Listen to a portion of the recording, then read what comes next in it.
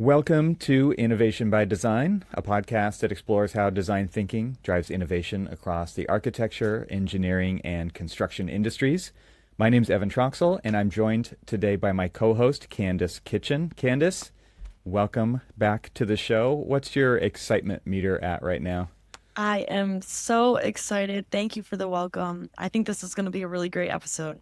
It is. All right. So today we're excited to welcome our guests, Jerry Attia and Pierre Roberson from Framework E. And in this episode, we're going to dive into how Framework E is championing equity and community within the architectural profession. So welcome to both of you. We are thrilled to have you both with us today. And so to get us started, Pierre, could you share a little bit of the origin story of Framework E and how your commitment to equity and community has shaped your journey? Absolutely. So I'll start by saying that our journey to get to where we are with the Framework E actually started years and years prior to us starting the practice, and it started before we even knew that we were going to be starting the practice together. So Jerry and I worked together at Rossetti for I don't know about 6 years. Jerry left Rossetti for to run as managing principal for AECOM's Michigan practice, and he was looking to build that practice. He gave me a call and said, "Hey, would you mind being my design principal?" I said, "Yeah, absolutely. That'd be, a great step up from where I am, where I was at the time." And so we worked together at AECOM for roughly about 6 years. Did a great job there at AECOM, really advancing that practice and growing that practice. At the same time that we were growing the practice for them, we were also building a very strong network and community in the Detroit environment, both in the political sphere as well as the corporate environment and the nonprofit environment. And then after about 6 years, we made the decision to step out on our own. I'm always going to take credit for pushing Jerry out of the nest, and giving him a call and saying, "Hey man, let's, I think we can do this on our own." And he agreed. And so we had some really great relationships, a lot of relationships that Jerry had built when he was at AECOM and also at Rossetti. We were able to leverage those relationships. One of those being with the Detroit Pistons. And so the first project that kind of allowed us to launch the practice and also gave me the courage to say, "Hey, we can do this," was that we had an opportunity to work on the Brennan Recreation Center, which is a 20,000 square foot facility, and about a $22 million project. And it's not often that you start an architecture practice with that kind of backlog or a surety for success. And so that was kind of the kickoff for our practice, and it's only been going, above and beyond, that starting point since then. We're two years in now. Yeah, I mean, Pierre likes to say that pushed out of the nest. I was ejected out of the nest. There was a leadership change at AECOM, and we had spent the previous 5.5, 6 years at AECOM building a practice from 30 people to about 70 people, and grew into, we had an office in Detroit, Southfield. Ultimately, we moved to Detroit, Grand Rapids, and then we took over the Minneapolis office. We're running all those 3 offices under the Michigan sort of banner at AECOM. And there's a leadership change, and I wasn't promoted. And so the guy who was promoted took my boss's job. We were a little bit at odds, and I ended up being ejected out of that relationship. And the first person that called me was Pierre. He said, "Hey, we got to go do this on our own." And I was like, "Pierre, it is not easy to start an architecture practice. You don't see a lot of, new architecture practices being started these days. It's all about acquisition and consolidation really in our industry." But he's right. We had some really great relationships, spent a lot of time developing political relationships as well as business relationships. And I sat down with the chairman of the Pistons and said, "Hey, you need to hire us. We're gonna start our own practice." They knew us pretty well. We delivered a number of projects for them previously, and they agreed. And it wasn't really, to me, it was the second project that really locked it in. The second project was doing an 80,000 square foot renovation for Straight Gate International Church here in Detroit.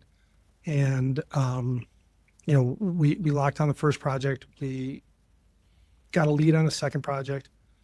kind of went in guns blazing, like we already had a practice. We already had 10 people working for us. We already knew how to deliver for them. And they also hired us. And then we ended up, with 2 pretty big projects within the first month.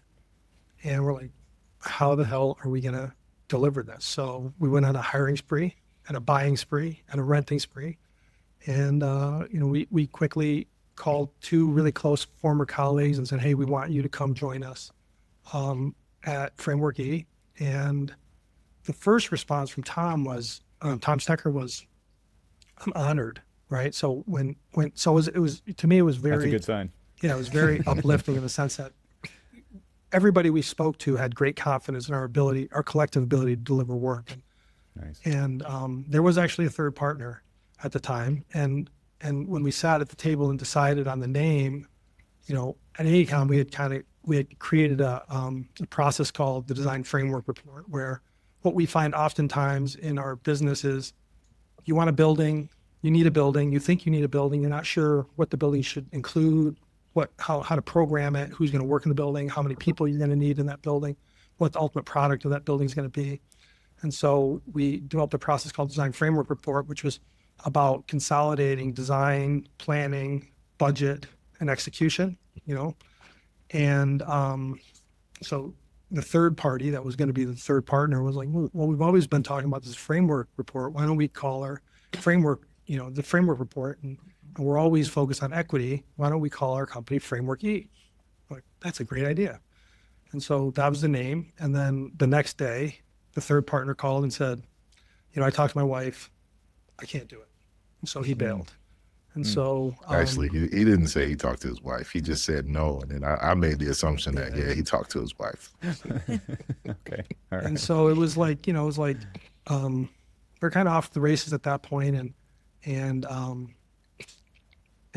I got a call from him last week saying, hey, I want to talk to you about working with you. So it's interesting. It's kind of gone full circle in 2 years, and Nice. We just signed a $66 million contract with Oakland County. Amazing. A month and a half ago to do a Central Park and 2 new parking decks in downtown Pontiac and a bunch of planning. And so it's been really an amazing ride so far. I love this whole idea of like the innovation in the design of a practice, because I think a lot of times all the focus on innovation is going to be on projects in architecture offices. And rarely do you see like this intensity around the design of the practice and this really deep intention, even in the name of it. And so I'm curious kind of why equity is so important to you, and how obviously this has been something that's been in your guys's field of view for a long time, and it was so important that you kind of put it in the name of the practice. And obviously you jumped right into a couple projects with the Pistons and things like that. And so you were off to the races on that, but it sounds like you were really intentional about naming and designing the practice from the very beginning as well. So can you tell us kind of the story behind the importance of that to you? Yeah, to me, I would say Framework E is about, it's not necessarily about societal equity, it's about design equity. And it's about, when you're designing a building, whether it be an arena, a gas station, or a house, the best way to come up with the right solution is to tally input from all the parties that are going to use it. All the stakeholders should be engaged. And if you do that, what we found is that buildings become better, more beautiful, and more profitable. And so we really take the approach of developing a framework that's based on an equitable approach to all stakeholders. We're not really interested in just sitting down with the CEO or the CFO and leading the project from there. And we're able, and I think sometimes that's hard to swallow for the top leadership, but ultimately they come around and understand that the best person to figure out how to build the machine that makes the sausage is the person that's standing in front of the sausage machine. So that's been an important part of our approach, is just being very open-minded in terms of how we approach stakeholders, stakeholder engagement. Pierre, anything to add to that around the naming and they're just kind of this underlying framework that you guys had running before you even started the practice? Well, I think one of the points that you made, Evan, about innovation of the design, innovation around designing the practice. I think that's something that we're very, very focused on. And so we're thinking about, you know, how do you maximize how do you maximize the value of our capabilities? And, you know, in some ways we move away from, you know, being very, you know, being focused on design and being, you know, being focused on delivering of documents. And we're more trying to figure out what exactly does the client need? What's the most valuable thing for the client? And sometimes that reaches well beyond the bounds of what we do as architects. And we're completely comfortable with, you know, kind of breaking those boundaries and doing things that are a part of the building delivery process, whether that's, you know, helping a developer, you know, land a major project, like even the project that Jerry was just talking about, the 2 parking decks that we're doing for Oakland County. We were able to kind of latch on to the development team, show the development team how valuable the architecture role is within the acquisition of that project. And then we became a part of the development team, right? And so it's a very different way of looking at what we do. It's almost like taking a step back and saying, you know, architects are probably the most valuable element when it comes to the built environment in terms of taking a building from an idea, or, you know, taking a concept or an idea from the ethereal into reality. All of it essentially has to funnel through the architect. And there's a lot that has to funnel through the architect. And so for us to be able to say, okay, we're sitting at the linchpin of whether or not a thing happens or does not happen, and then capitalize on that. That's essentially what we're doing in this practice. And so I wouldn't call us simply architects at this point. And actually, if you look behind Jerry, it says right there, architects, leaders, and community builders. And so even from the beginning, we always thought that we were going to do well beyond architecture, and we're, you know, seeing the fruits of our labor come to life right now. Yeah. The idea of potential that is out there and what architects can see has always been super interesting to me as an architect, maybe a little bit self-serving. But I think, you know, a lot of times there's like a project brief, there's a scope, and there's just kind of this, there's already this idea about what the project needs to be. And then I think when the fresh eyes of an architect come on with various experience on various other projects, and one of my favorite questions to ask a new client is like, what can you tell me about yourself that is not on your website? Because then they're going to start to tell you their story. And then you can start to connect dots between all of these other layers of the things that you're talking about there, Pierre, right? It's like this idea that you can see potential where architects think about problems differently than a lot of people, right? And they're not scared of these kinds of challenges. They're eager to jump in. I always feel like that we're so optimistic when it comes to like coming up with design ideas and solutions, you know, and not even really being married to a solution for a really long period, right? It's like this, you have this ability to see potential and then realize that potential. And that kind of partnership in a development is invaluable. And so I'm curious how you guys, obviously you're creating kind of a stride in delivering that kind of value to your clients. And so I'm just curious how you see that kind of playing out in the design of your practice, and if you're kind of iterating on that design, or if you're really, you know, how's that going for you when you're speaking to clients and when you're going after projects, as far as like saying, this is who we are, this is what we bring to projects. Do you see yourselves continually iterating on this, or is this something that you're just saying, like, this is who we are through and through, and this is why you should hire us? Jerry, I'm gonna start a response to that question and just tee it up for you to talk about the process that we did for the Oakland County Scope Supplement. It's a very different way of approaching architecture. I think what we're doing right now, for the project that we're working on now, we got the RFP and we started engaging the client, which was the county. And we realized that the client wasn't really sure what the scope should be. And so we're in a lot of cases in the past, what would happen is that we would spend a lot of time, you know, just asking questions back and forth with the client, like, okay, can you help us define the scope? Can you help us define the scope? And what we decided to do was just design what they should have and then create a document that included that as scope, which as we were doing that, we found out that that was exactly what they needed. They needed someone to define the scope for them. And that is how we were able to essentially, not just land the project, but, help the client essentially, right? Help the client begin to define what they need. But I'll pass it to Jerry because he did a great job on that. Yeah, I think, Evan, your point about architects and our training and design thinking is important. I think what I realized throughout my career on most of the projects that I work on is that when you look around the table, there's a general contractor, a construction manager, an owner, a couple of engineers, an architect, and then various other program managers, various other roles. But everybody's got a diverging interest, right? And in that group, what I found is that the person or the group that's most interested in the best possible solution for the city, the community, the owner is generally the architect. And for some reason, we have an ability, or we've been trained in a way to think about what works for the client, but also how does this building interact with the city and the city's infrastructure and other users around it. And so architects, leaders, community builders for me is about putting the person or putting the group that's most interested in community well-being at the head of the project. And so as an example, in Oakland County, it's great. You get to the table, you're interviewing for a project, everybody loves you, and then like, well, what should we do?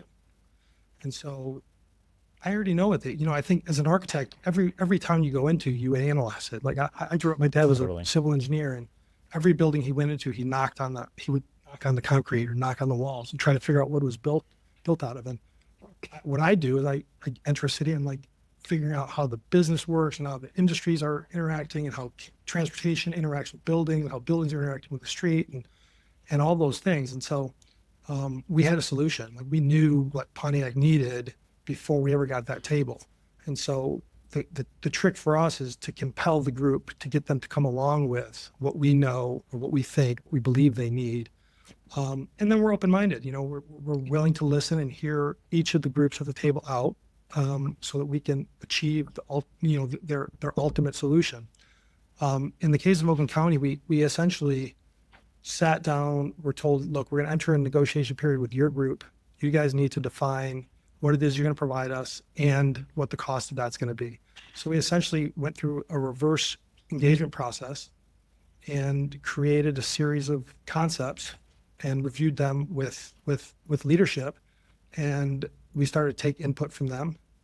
And then we locked it down and we generated imagery and solutions and diagrams and compositions and, compelled them that this was the right solution, and ultimately drove them to a position where they then were able to use their political capabilities, their political process to appropriate the right funds and the right process and the right timeline, and then hire our group. So, and like Pierre said, we were in that situation. We were teamed with a developer, and about 20%, 30% through the process, the developer said, "Hey, you guys should really be partners on the development team because you're really adding a ton of value here."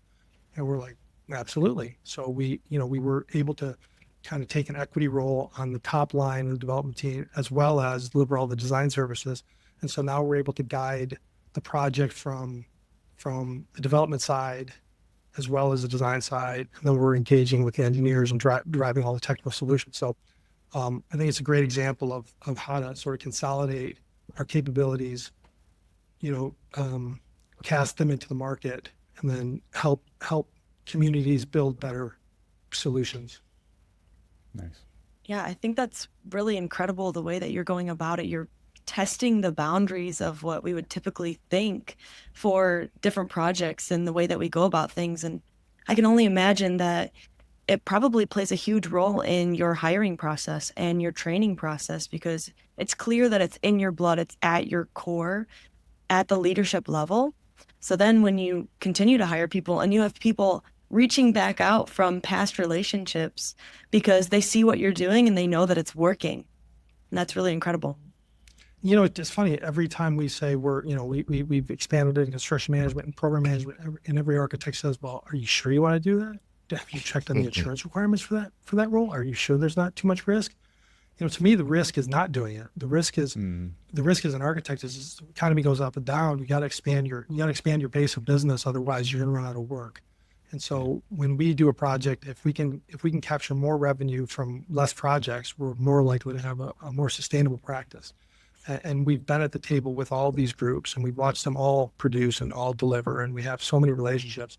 So we've got the ability to sort of act in a way that is more effective for the project, more impactful for the community, and ultimately generates more revenue for our practice and helps us support. And from a hiring standpoint, it's interesting because every architect is looking for a mentor, and they don't even know it, right? I graduated from architecture school. I had no idea how to put together a construction document set or a design set or frankly, not much more than the understanding of what design thinking really meant, or conceptual thinking and problem solving. And so we take that to heart. Like, we're very interested. And I think that's where the equity piece comes into our practice. Is we're interested in developing really talented architects who are able to deliver the process full circle, and are open-minded to the idea of learning outside of just the area of design or construction, really consolidating all those things into sort of a project delivery approach, or execution of a project, as opposed to just taking one slice and being responsible for just sort of the design of the building or the planning of the building, or you come out of architecture school and you join a big firm and you get to design toilet rooms. And when you're done with the toilet rooms, you get to do the lobbies. And then when you're done with it's like, I did aviation planning for a long time. And, I still to this day, every time I go to Washington National Airport, I go into the toilet rooms. I'm like, I should have made them a little bit bigger. Right. And that's where it started. And it's like, and I just wasn't satisfied with that. I wasn't satisfied with spending all that time just designing a toilet room when I knew I had a capability to do more. And ultimately we were able to, develop a process and develop a firm that's focused on the overall delivery process as opposed to just the design piece. Yeah. You mentioned the word risk, and like when you're talking about kind of colleagues in the industry who are saying, "Are you sure? Are you sure? Did you check?"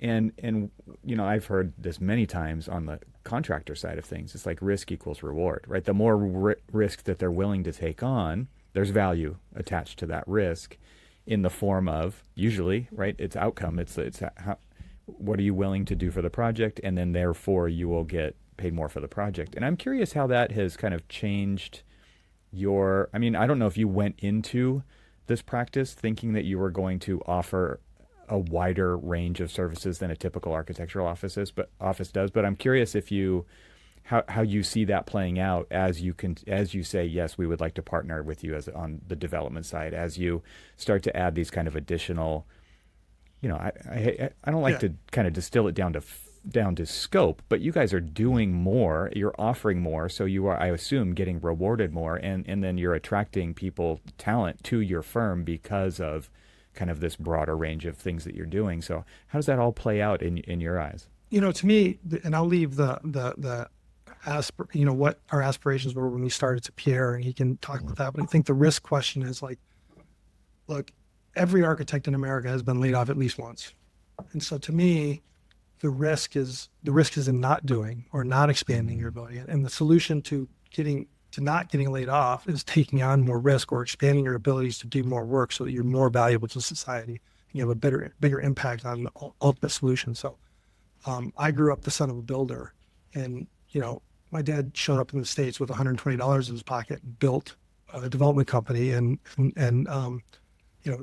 literally taught himself how to build homes, and then he taught himself how to build apartment buildings, then he taught himself how to build office buildings, then he taught himself how to build medical office buildings, et cetera, et cetera. So to me, it's a natural curiosity. It's the ultimate sort of playing out of your natural curiosity. If you're really a curious person and you're really interested in knowledge and learning, then you should be interested in expanding your positive impact in society. That to me is it's so much riskier not to widen your aperture and be more impactful in more parts of the project. Does that make sense? Mm-hmm. And I'll talk about the aspirations. I could talk about this all day. I mean, I'm in a kind of in a transition period right now. So we were at Rossetti. I started my career at Rossetti. I went to school at the University of Michigan, and those are, University of Michigan is a very design heavy, very theory heavy type school. So I entered the market, under this shroud of, sketching beautiful images and, doing beautiful renderings and, all this parametric design and all of these, types of things. And, the architectural digest and, whatever, or arc record, I'm sorry, not digest, arc record, Not that Interiors magazine. yeah, not that, I'm sorry. That's sacrilege. I'm sorry. And design competitions and, Zaha Hadid and Herzog de Meuron. And, I mean, this is what's in my head when I come into the profession. And then I work at Rossetti and we're doing these stadiums. And I'm like, wow, this is the greatest thing ever. Like, I'm designing stadiums. I'm doing these complicated facade systems. I'm doing, all this stuff that's, showing up on magazines and that. And so my mindset was really kind of, centered around this idea of the success of an architect is really around, how much recognition you can get for the thing that you design, right? And then, it started to change a bit when I became a design principal and I started being a part of pulling the contracts together and, getting out there in the world and talking to people and trying to figure out what they actually needed and, how much is it going to cost them to build what they need. And, and then I started to get more into a mindset of, it's not about like what this thing looks like and whether or not it shows up on a magazine. It's more about whether or not you're delivering something that works for this client and you're bridging that with what works for the community that you're building this thing in. And so that evolution began to happen before I started this practice. And then as I got into the practice, I began to evolve even more. I think every architect should work closely with a person who understands development or a person who understands construction. I mean, and I'm in the sense of you need to be near this person every day. And I kind of have that right now with my partner. Like, you can't see my desk from where he is in his image, but I'm sitting right next to him on a daily basis. And I get to hear how he talks to contractors, and I listen to how Sometimes he yells at contractors. Yeah, sometimes yells at Yeah. contractors. Yeah, which I'm lucky because I have a partner now, so I don't have to do that. At the moment, I'm like, okay, well, I got that in my back pocket, so when the time comes, I know what I need to do. And then the other thing is, just kind of overhearing the negotiations of, taking us from being an architect to being on the development team. There's so many things that I've learned in this process, and it's really significantly broadened my aperture in terms of what I see an architect, the value that I see that an architect brings. And what I've learned is that the architect is literally the most valuable person on the development team. And in most cases, we're more valuable than the developer. And, in some cases, the developer brings the money, but in other cases, he doesn't get any money until the architect does something. And so the aspirations for me in terms of the firm now are well beyond where I started, in terms of, thinking that we need to be, recognized for all these design things. And I think it's more important that we, because if we are going to get recognized for anything, it should be for, setting a new standard in terms of what architects are actually capable of and what our true impact is on the built environment, and not only understanding that true impact, but also for architects to start to reap the rewards of that impact. So I think that we as architects, we need to get out of this and realize that this world essentially doesn't get built without us, and that's a huge piece of leverage that I think. Again, if there are any aspirations that I have, it would be that we continue to recognize that, and we also have other architects recognize it as well. And make no mistake, Pierre is as good a designer as anybody. And so hearing, having the relationship that we have, where, I'm focused on the business development, the process, acquisition, procurement, all those things about, that are supposed to happen in the background of an architecture firm that kind of drive the business. But I also believe that the plan is super important. The plan of the building is super critical, right? If you don't get the plan right, it doesn't matter what you do with the facade or the other aspects of the building. And so having our capabilities and then his ability to think in the same vein, use his design thinking, but then also just apply a beautiful composition to a building elevation or building facade or a building plan. When you combine those skills, it's incredibly powerful. And I think the more clients we interact with, the more, notoriety we get, because most architects don't think like that. Most architects are focused on one or the other. And when you focus on one or the other, you're always shortchanging the other. And so, I think we have an incredible partnership that is super valuable and has come to be recognized as with our current clients. It's almost like most of our clients would say they would never think to hire a different architect, because most architects don't think the way we think. And so, and again, I think we think of ourselves as community builders, not necessarily architects. And I think when you make that transition of thought from being an architect to being a community builder, it changes everything else in your practice. Yeah, I think it plays into, you don't know what you don't know. And this unique collaboration that you have developed is really playing into moving forward. What is that vision going to look like? And Pierre, you touched on that. Your vision is changing to what you originally thought your company was going to look like. Mm-hmm. Yeah, absolutely. Looks a lot better. Nice. You're talking about kind of the value of architects and what you can bring to the table, and expanding kind of the idea of what that even means as an architect, right? You didn't go into it thinking you thought something, and that's evolving. And I'm an architect too, so like I'm trying to figure out the right way to say this, which is, like, I totally agree with what you're saying about who can bring, and it's not about assigning who can bring the most value. It's like, it's just this really beautiful thing that happens on projects when an architect is involved. The way, the kind of thinking and the connecting the dots and all these kind of words that we've brought up previous to this in the conversation so far.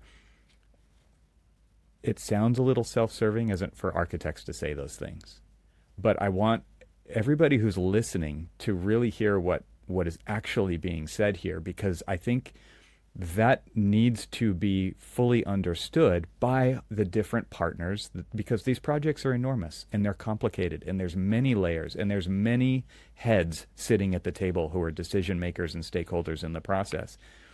And just consider like how important what Pierre said is, because of what the project can become with that potential that architects can bring to the project. I'm just curious, like, what your developers are telling you guys, what your, the people who are at the communities at the county, what are they saying because they're helping form this too, right? Like you're getting feedback that's saying, wow, like, and I'll just give a quick personal thing. It's like, I remember being on a project and the client saying, we would have never, ever in a million years thought of that. And we're so happy what you brought to the project. And so for the people in the back, right, that's who I'm like, let's say it again and maybe just a little bit differently. Like, what are you hearing from others that are informing kind of what you're saying about the value that architects can bring to the project? For me, if all goes well, the client takes credit for the solution. When we were at Rossetti, I was the lead architect on the Pistons Performance Center in downtown Detroit when they moved from Auburn Hills back into the city. And it was a monumental project, earth-shattering, NBA franchise moving from the suburbs back into the center of the city, playing downtown, et cetera, et cetera. And We spent a year and a half designing this building, and then 2 years in construction. And then I remember sitting at the ribbon cutting, and I was sitting next to the project architect and the project manager and myself, and they're up there cutting the ribbon. And who's at the ribbon cutting? It's the owner, the mayor, the owner of the team, the mayor, the chairman of the board, and one of the basketball players.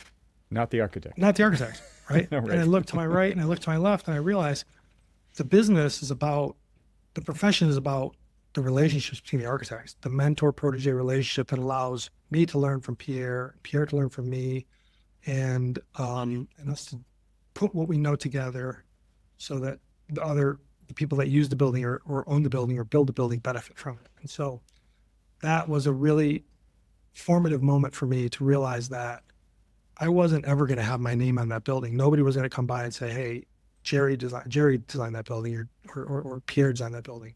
It's going to be Arn Tellum or Tom Gores delivered that building. But what I did was I helped Pierre or Tony or Jim or whoever it was, or Julie, become a better architect and deliver their capabilities in a way that meshed with what the community needed, what the building needed, and what the right solution was. And again, it comes down to what I said earlier, which is diverging interests, right? Everybody on the team has diverging interests. And really, the architect is generally the group that's interested in the best possible solution for all of the groups. And so it was a very formative moment for me to realize that being an architect was more about training as an architect and training other architects than taking credit for a building or getting your name on a building. Nice.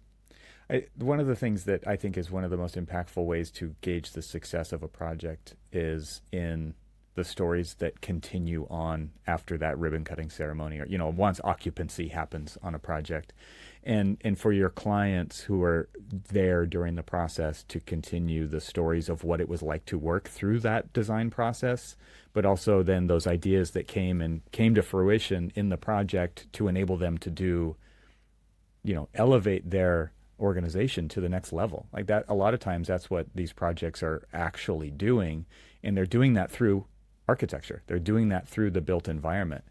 And I love it when, you hear a story about somebody who came to visit or somebody who had to use the facility for some reason. There was somebody who was throughout that process, and they tell them about what, is going on, or what we thought before, and then what actually happened and how that changed things for us. And those stories are the kind of stories that those are what I would hope people talk about Framework E when they're talking about the project and what you guys added to the project, even though your name is not on a plaque on the building. And, that to me is like the best kind of, marketing, for lack of a better term, that can happen for architecture firms because of what you actually did bring to the process, which ended up coming to fruition in the project, and it actually changes them for the better. And that to me is what, like, the true potential of what architecture can do. And it's going to be there for years and years and years, right? These things last, and they have to perform over time. It's funny you mentioned that, because we worked on a project for Henry Ford Hospital in Macomb County, Henry Ford, Macomb's patient tower. And one of the guiding principles was reduce the level of hassle and aggravation of each of the practitioners who work in the building, not just the doctors, not just the nurses, but anybody, the guy who delivers the hand towels, the person who's, moving the IVs around the building, the doctor, the nurse. And so what we did was we essentially created a plan, and we measured the steps of every person who worked in the building. And we used that as an evidence-based design solution to come up with the right orientation of plan. And so when we had that, we set that up as a guiding principle in our initial meetings. And then we design to that standard and meet that guiding principle. It does two things. It creates a really efficient and really effective building, but it also gives you credibility and the ability to move forward in the process, right? You don't get stuck with iteration after iteration after iteration. Once you shorten the work for a nurse and a doctor and everybody else in the building, now you've created success, and now you've got an ability to continue the process forward. So I think that's the kind of thing that we like to input into our equitable approach in order to improve the quality of the building, but also that makes you more profitable as an architect when you can get through a design phase in 3 months as opposed to 5 months, right? And so it's really important to have methodology within our process that creates multiple benefits, right? Improves the quality of the building, improves the profitability of the building, improves the process for the architect, thereby increasing profitability for the architect.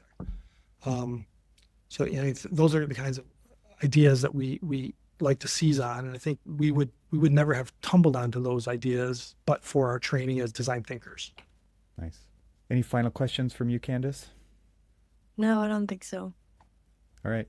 I wanted to just kind of throw in at the very end here that the whole idea of Framework E and equity is really interesting differentiator. You have it in your name, and when you're going after projects, and obviously the experiences that your current clients are having with you, and word of mouth goes a long way, I'm sure, as well. This is a relationship business. So I'm just curious what you have seen, like did this meet expectations for you guys when you set out? Is it exceeding expectations? Where are we on that spectrum, and where do you maybe plan to go with next?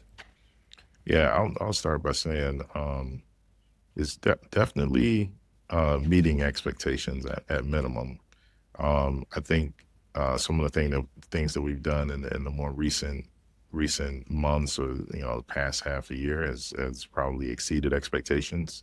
And maybe set a new bar. So I think the problem with exceeding expectations is now you create new expectations that now you have to at least meet. But yeah, I think we're doing great, actually. Yeah, I'd say it certainly exceeded the expectations of our bankers, right? We're doing really well financially, incidentally, which is I say it tongue in cheek, but ultimately that tells me that we're offering an important and valuable service to the marketplace. And I'm nothing if I'm not a free market entrepreneur, right? I'm an architect, but I'm interested in creating value, putting that value in the marketplace, and then reaping the rewards of that value.